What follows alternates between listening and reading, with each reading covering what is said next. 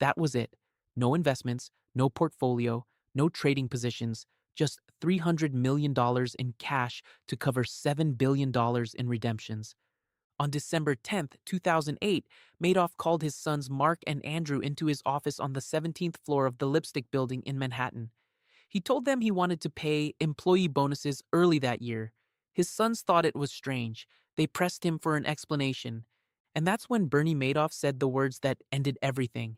It's all just one big lie. It's basically a giant Ponzi scheme. There is no money. His sons were shocked. They asked how much money was missing.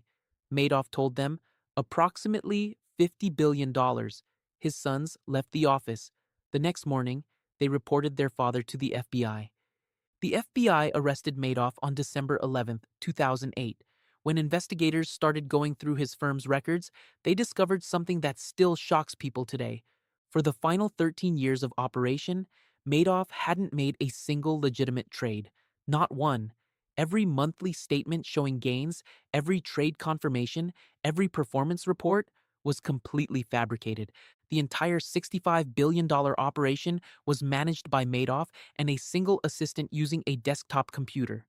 They would type in fake trades, generate fake statements, print them out, mail them to clients. That was it. But here's the part that's even more disturbing. When investigators interviewed Madoff in prison years later, they asked him a direct question. How did you get away with it for so long? His answer, people didn't want to know the truth. They were making money on paper. Their statements showed consistent gains, so they didn't ask questions. They didn't verify. They just trusted.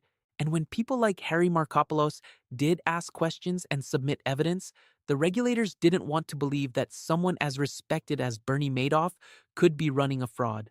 So they looked for reasons to dismiss the evidence instead of investigating it properly. Madoff pleaded guilty to 11 federal felonies in 2009. He was sentenced to 150 years in prison. He died behind bars in 2021 at the age of 82. The damage he caused was catastrophic. Investors lost $65 billion in stated value. About $18 billion in actual principal was gone forever. A court-appointed trustee has spent over a decade recovering funds. They've managed to return about $14 billion to victims, but thousands of people lost their entire life savings. Charities closed down. Retirees who thought they were financially secure discovered they had nothing. One of Madoff's investors, a French aristocrat named Thierry de la Ville-Huchet, took his own life when he realized all his clients' money was gone. Even Madoff's own family was destroyed. His son Mark hanged himself in 2010, exactly 2 years after his father's arrest. His other son Andrew died of cancer in 2014. Both sons maintained they had no knowledge of the fraud. The Madoff case changed how financial regulators operate. The SEC reformed its investigation procedures. New rules were put in place to verify that investment firms actually hold the assets they claim to manage. But the real question this case raises isn't about Bernie Madoff. It's about human nature.